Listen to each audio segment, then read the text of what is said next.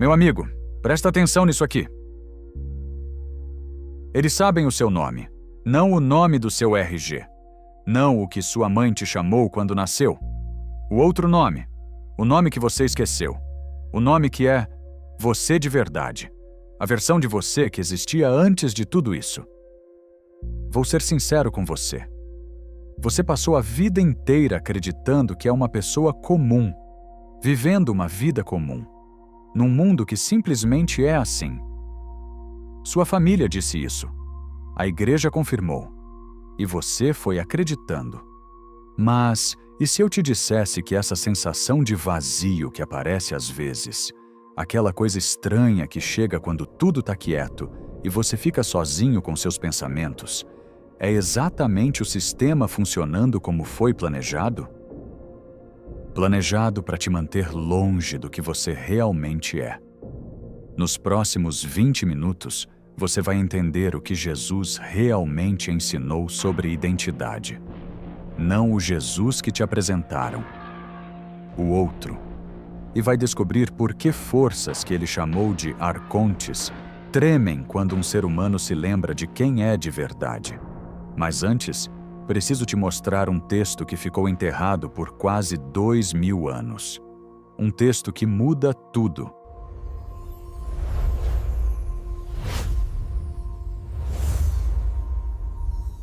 Foi pesquisando esse tipo de coisa que eu entendi por que existe o Mentes Despertas. Essa sensação de que havia algo sendo escondido de nós e que esse algo era grande demais para ficar em silêncio. Olha, deixa eu te perguntar uma coisa direta. Quando você pensa em Jesus, o que vem à cabeça? Manjedoura, cruz, ressurreição, perdão dos pecados. Certo? Isso é o que te ensinaram, desde criança. E eu não estou dizendo que está errado. Estou dizendo que está incompleto. Muito incompleto. Vou te explicar o que aconteceu. Em 325 depois de Cristo, 250 anos após a morte de Jesus, um grupo de bispos se reuniu no Concílio de Nicéia. E não foi para celebrar. Foi para decidir. Decidir quais textos de Jesus o povo poderia ler e quais seriam destruídos. Homens com interesses políticos, votando sobre a palavra de Deus. Textos que falavam de identidade interior, suprimidos. Evangelhos que ensinavam que cada ser humano tem acesso direto ao divino, destruídos. Escritos que descreviam que você tem um nome eterno anterior à sua encarnação neste mundo, queimados. E olha, isso não é teoria da conspiração. Isso é história documentada. Em 1945, um camponês egípcio chamado Muhammad Ali al-Saman tropeçou num jarro de barro enterrado numa caverna em Nag Hammadi. Dentro, 52 textos gnósticos, evangelhos, escritos que a igreja primitiva havia enterrado literalmente.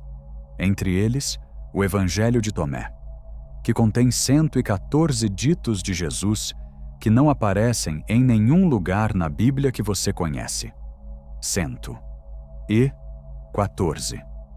Meu amigo, isso não é coincidência. Isso dá o que pensar.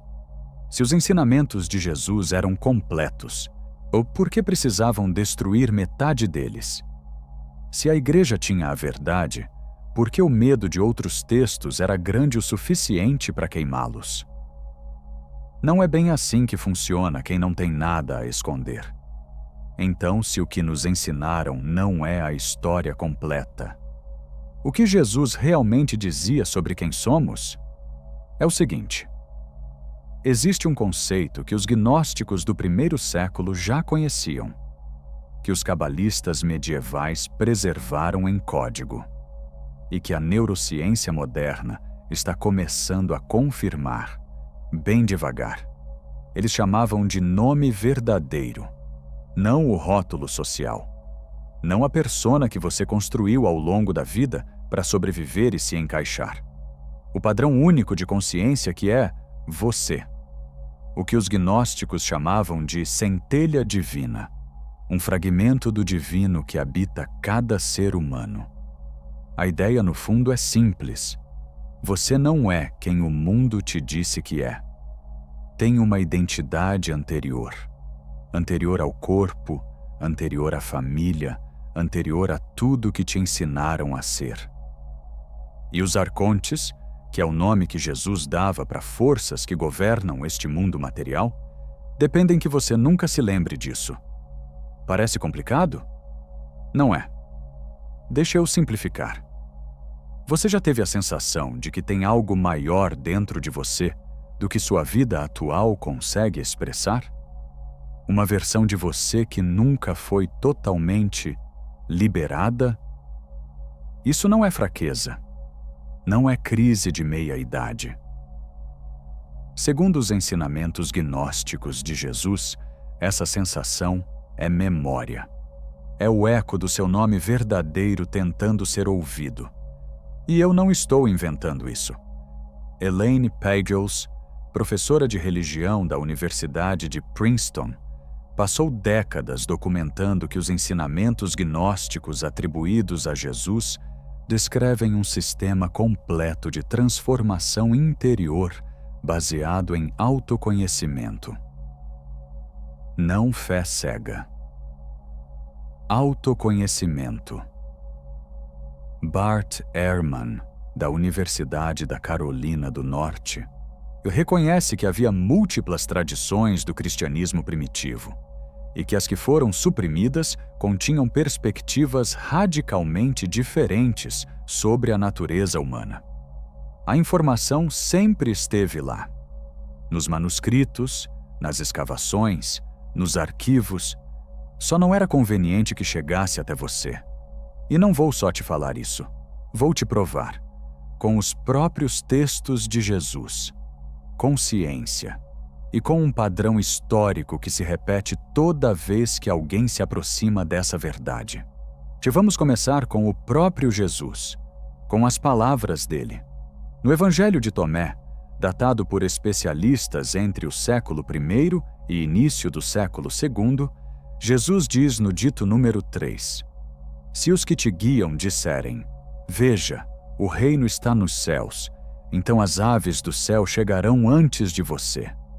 Mas o reino está dentro de você e está fora de você. Quando você se conhecer, então será conhecido, e você perceberá que é filho do Pai vivo. Leu direito? Quando você se conhecer, mas então será conhecido. Não quando você rezar mais. Não quando você pagar o dízimo. Quando você se conhecer. E no dito número 70, Jesus vai mais longe ainda. Se você trouxer à tona o que está dentro de você, o que você trouxer irá te salvar. Se você não trouxer à tona o que está dentro de você, o que você não trouxer irá te destruir. Isso é radicalmente diferente de qualquer coisa que te ensinaram na catequese. Esse Jesus não está pedindo submissão. Está exigindo autodescoberta. Mas talvez você pense, texto antigo é fácil de interpretar de qualquer jeito. Então deixa a ciência entrar aqui. Em 2015, pesquisadores da Universidade Carnegie Mellon estudaram o que chamaram de autorreferência neural, o processo pelo qual o cérebro processa informações sobre a própria identidade. O resultado? Quando seres humanos contemplam questões profundas sobre si mesmos, não sobre a personalidade de superfície, mas sobre a natureza mais essencial, ativam uma rede neural específica que funciona de forma qualitativamente diferente de qualquer outro processo cognitivo. Em 2019, pesquisadores do Instituto Max Planck publicaram: práticas de autoindagação profunda produzem mudanças mensuráveis no cérebro em apenas 8 semanas. 8 semanas. Seu cérebro literalmente se reconstrói quando você pratica o autoconhecimento que Jesus estava descrevendo. Padrão demais para ser coincidência. O buraco é mais embaixo. E quando publiquei essa análise no Mentes Despertas pela primeira vez, Recebi mensagens de 3 neurocientistas diferentes, todos confirmando os dados, todos pedindo para não revelar o nome. Um deles escreveu: "Isso é academicamente correto, mas não é o tipo de coisa que se discute abertamente em departamentos de neurociência." Por quê? Isso você vai entender agora. Agora deixa eu te contar sobre uma pessoa. Vou chamar de Mariana. Ela pediu para não usar o nome real. 38 anos. Propsicóloga. Cresceu numa família católica devota. Passou décadas com uma sensação que ela descrevia assim: "Eu vivia sendo uma versão falsa de mim mesma, sem saber qual seria a verdadeira."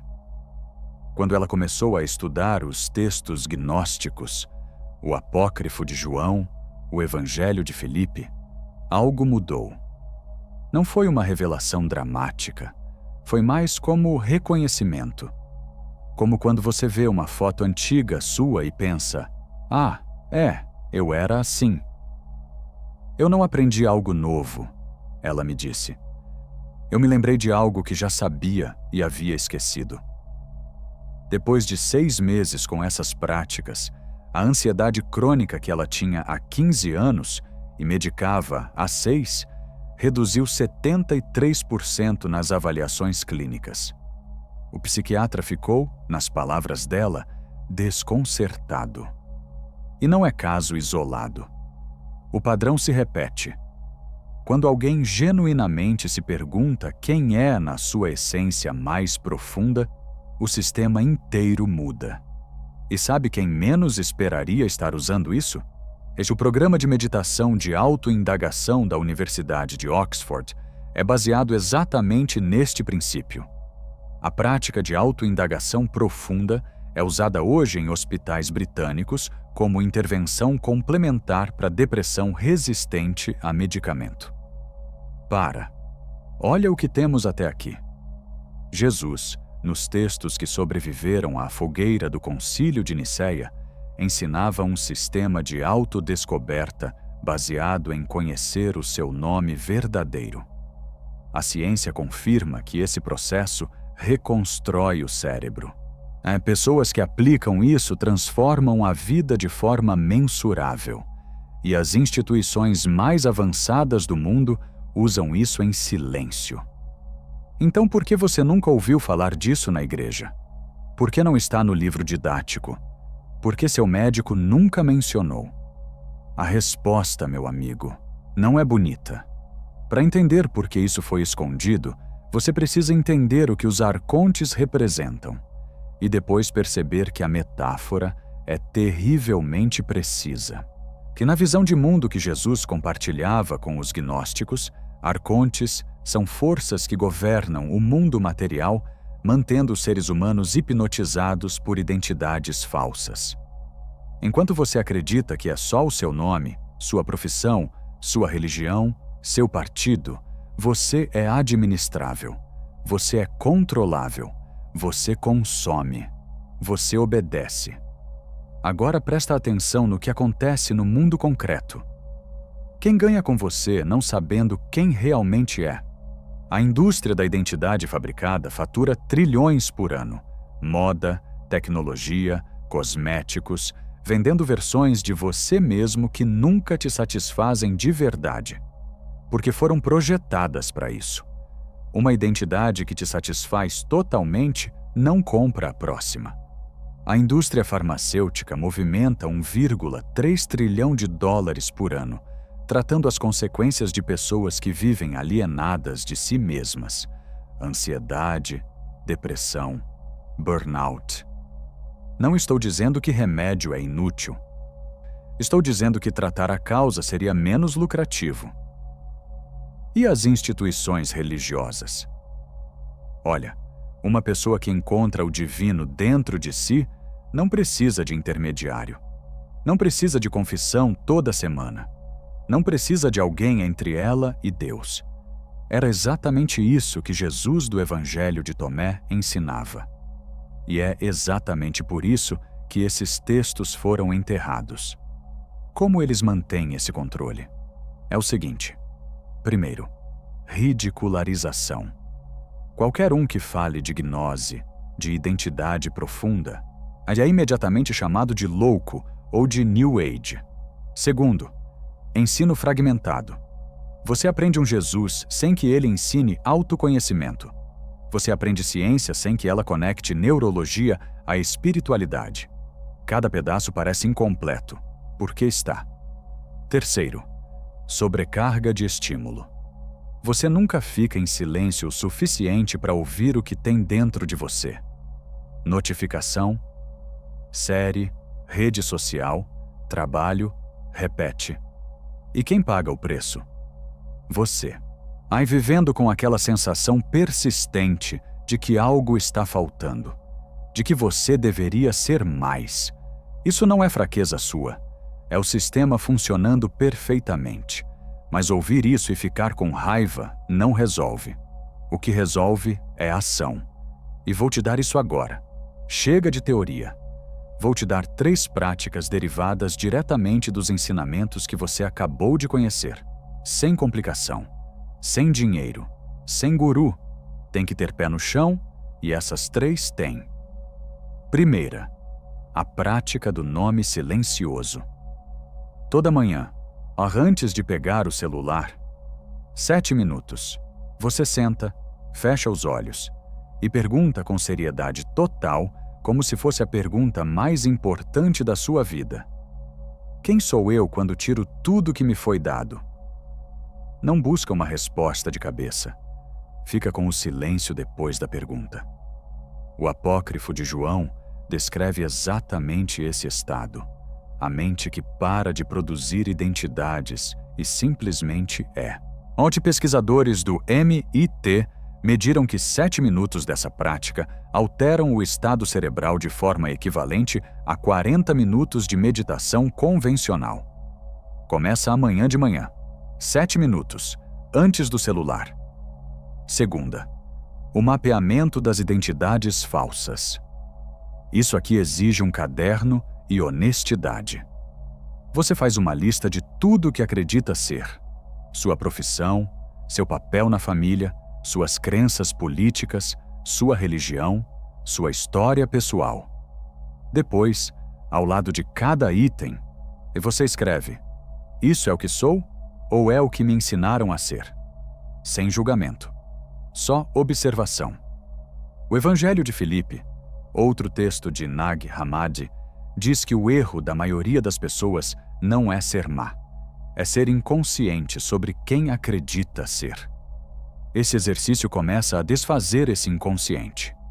A maioria das pessoas que faz isso relata uma sensação de leveza nas primeiras 48 horas, como se algo pesado tivesse saído.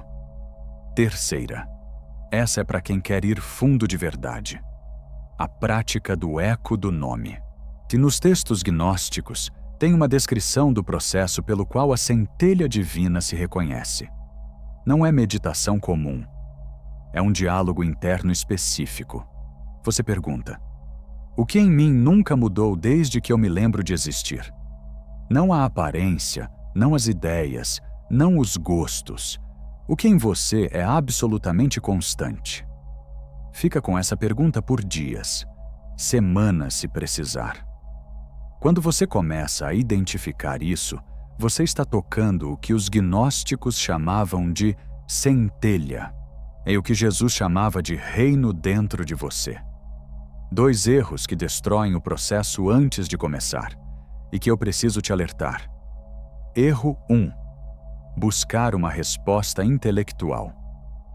O nome verdadeiro não é um conceito. Quando você pensa, então sou consciência pura, e coloca numa caixinha, você perdeu. Fica com a pergunta, não com a resposta pronta. Erro 2. Esperar uma experiência dramática. As pessoas que mais avançam descrevem mudanças sutis que só percebem olhando para trás. Não é um raio de luz, ou é um lento acender. Não cai nessa ilusão do efeito imediato. O que esperar? Nas primeiras semanas, mais silêncio interno, menos reatividade automática. Depois de 2 a 3 meses, as identidades falsas começam a parecer fantasias que você usava sem saber. Com consistência, uma sensação que só consigo descrever como reconhecimento. Não de algo novo, de algo que sempre foi seu. Vamos fechar com o que você descobriu hoje. Que você entrou achando que conhecia Jesus e os ensinamentos que a igreja preservou. Descobriu que metade do que ele ensinou foi deliberadamente suprimida em 325 depois de Cristo, por homens com interesse político num Jesus domesticado. Viu os textos reais, o Evangelho de Tomé, o Apócrifo de João, que descrevem um sistema de autodescoberta centrado no que os gnósticos chamavam de nome verdadeiro. Viu a neurociência confirmando que esse processo literalmente reconstrói o cérebro. Entendeu quem lucra com você não saber quem realmente é. E agora tem 3 práticas que pode começar hoje. Em 20 minutos, você aprendeu o que eles gastaram 2000 anos tentando enterrar. Você não é mais o mesmo que clicou nesse vídeo. Agora você sabe onde procurar. Sabe as perguntas certas. E você já viveu o suficiente para saber que quem tem a informação certa chega onde os outros não chegam. Tem muito mais que não consegui cobrir aqui. E a usar contes como estruturas psicológicas segundo a neuropsicologia moderna. As técnicas específicas que os gnósticos usavam para acessar o nome verdadeiro. E o que os manuscritos do Mar Morto revelam sobre o que Jesus aprendeu antes do ministério público. Se você quer que eu vá a fundo nisso, escreve nome nos comentários.